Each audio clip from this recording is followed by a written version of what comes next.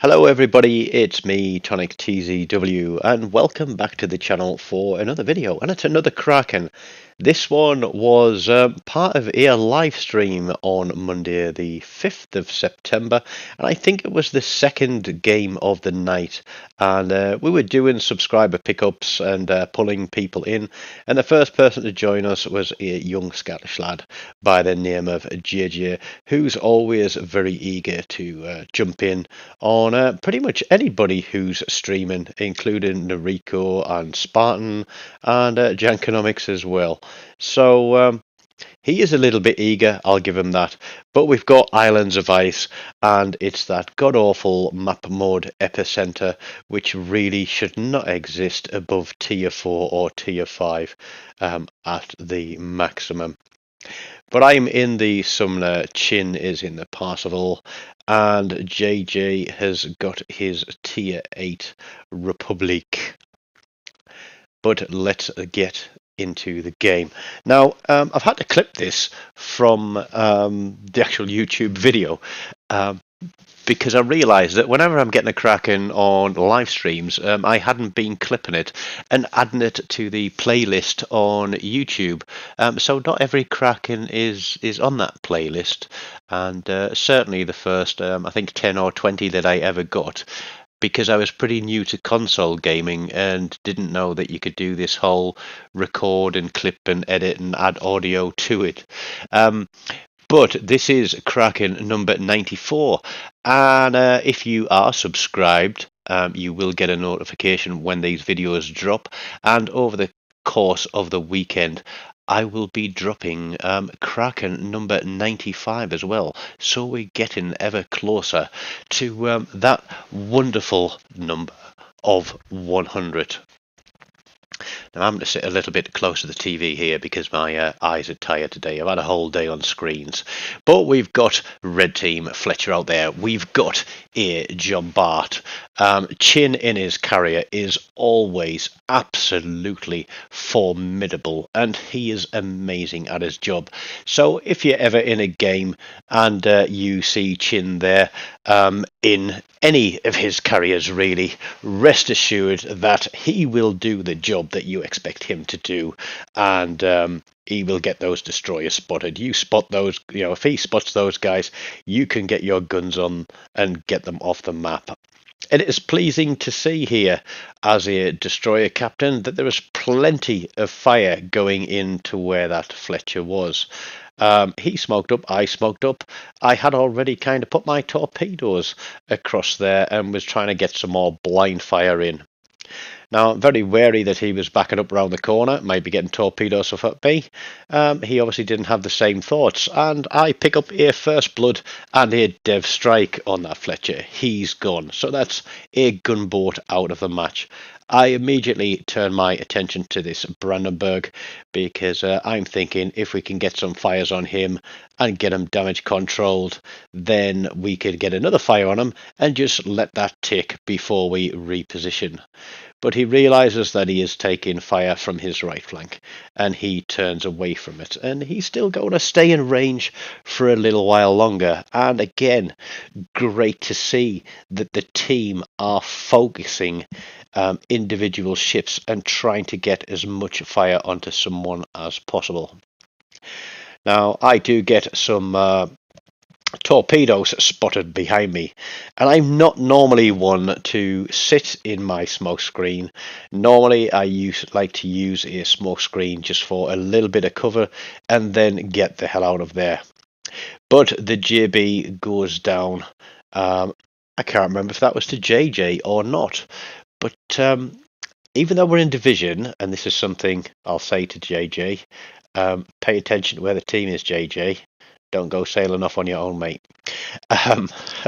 Because he pushes a little bit, but he pushes a little bit too far, and I'm kind of like thinking, we need the caps, we need control, because epicenter is much like domination, and you need to be controlling the zones to get the most out of the game, because those points that you get from controlling the zones are as much as an advantage as killing ships. Now I'm sailing around looking for targets. We see we've still got the Brandenburg there. I'm looking. He's hit the island, so I'm going to put some torps across there and then push through a little bit. We've almost got this central cap under control. 3 seconds, 2 seconds, 1 second, and it turns blue. We have got other red team in the other rings, so we're not going to be able to take those while they're contested. So we are going to maneuver, we are going to reposition, we are going to look for the best place that we can put ourselves, and ideally we want to try and hold this center ring at the same time. There is still another destroyer out there somewhere. That Vladivostok is very nasty. There is a Republic. He is also very nasty. The new Tier 8 French battleship, which was the reward for last month's campaign, and it's got a very fast reload on it. It's not something you want to be on the end of. But we can see that we are located. Our other DD, the black, is right there with me. We're one down on ships, and there is the Z46. And if you want to see a Z46 Kraken, go onto the channel. In fact, you're already on the channel, but have a look through the playlist, the Kraken collection, because I do manage to hit quite a decent Kraken with the Z46. Now that's black's torpedoes are super slow. And I can't actually see. I don't think the Republic picks one up there.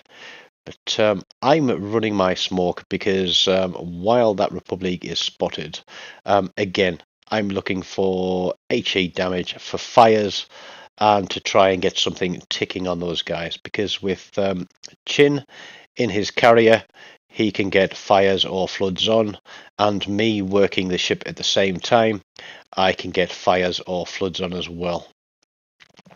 The Vladivostok is pushing through, and as I said, I don't normally like to sit in smoke, and I nearly become a cropper for doing so, as I call them in my compilation clips, dope in a smoke. Everybody potatoes every now and then. I nearly potatoed then. I think I might have survived, but who knows. But what it means is there is an enemy destroyer nearby, and it's a Z46, and I know he's got 5k sonar. I also know that he's probably pinging the map with where I am. But we're going to try and get some shots onto that Vladivostok, who has limited damage controls, and if we can get another one on him, that'll be good. But the Z46 pops up. The torpedoes are incoming, and the black and I are going guns on him. And I'm thinking we need to get the hell out of the way of these torpedoes. I'm hoping the black is going to avoid them as well. Let's have a look. Yes, he does. And I managed to use my engine boost and get out from them as well. Chain is on the Vladivostok. We are slapping some fire on. We are detected. We get a hit with a torpedo and a flood on something, but I didn't see what it was there. But getting myself spotted, that Brandenburg takes a very good volley shot across the map at me. So I am going to reposition. Vladivostok is coming around the corner, and I think he's already put out a fire. So the opportunity here is to get another fire on him while he is on damage cooldown. He's just fired his guns, and that means that I've probably got 20 to 30 seconds to try and light him up before he gets a reload. And you'll notice that his turrets do turn in my direction. We get a fire on him. We're going to keep pouring the fire on as everybody is trying to pick up that kill. I'm taking fire from various directions, but I do get the Vladivostok. And straight away, because I am detected, I'm going straight onto this Azuma. I know he's just fired at me. I know that there's still the risk of that Brandenburg having a go at me. And I'm just trying to get this guy arranged. JJ at this time is pushed a little bit further around the map. Red have obviously taken control of that centre section and are still contesting the other rings, which means that they are gaining a little bit of an advantage on the points. But you can see that it's pretty much even Stevens, but we do have a one ship advantage here on red team. There is a fire or a flood ticking. I can't remember if it's the Azuma or not, but this battleship is going to sail out and be broadside. JJ is calling for plane cover, even though he doesn't realise that his AA is actually quite good. But he is shortly going to need will to rebuild, and I will help him for that. And in return for that favour, JJ is going to do me a little bit of a favour later on. Now, what JJ didn't tell me is that his commander is only legendary 1, which means that I need to be within 1.5 kilometers of him to have that activated. That is not good for me, especially when the aircraft carrier is targeting him. So I am hanging my butt out on the line here in an attempt to give JJ some support. I see the Brandenburg fire at me. I slam the brakes on and turn into that and manage to avoid that salvo. The Azuma knows I'm here. The Brandenburg knows I'm here. I'm spotted by planes, but I think the Brandenburg just disappeared. And so I decide that, giving the advantage that we have, it is time for do or die, because we can't risk this Azuma being in the game for much longer and taking out the big guns. I come round the corner. He has AP loaded. Thank the Lord for that. Although he takes my engine out, there is no way he is surviving that volley of torpedoes. And that is kill number 4 on 95,000 and the devil's number of damage. And now things are going to get a little bit devilish indeed, because there is one ship left in the game. It is the aircraft carrier. And I almost come unstuck is probably the best way that I could say this. But I am going to push across to JJ, because I am, as well as giving him will to rebuild, I'm going to have the advantage of his AA umbrella. So he is going to give me a little bit of cover in taking down these planes, and I am also going to help him to take down those planes. The carrier is fixated on him because he is low health, and it's going to be easy to take him out of the game. There is no way that I'm going to avoid being spotted here, not with those planes going backwards and forwards from the carrier.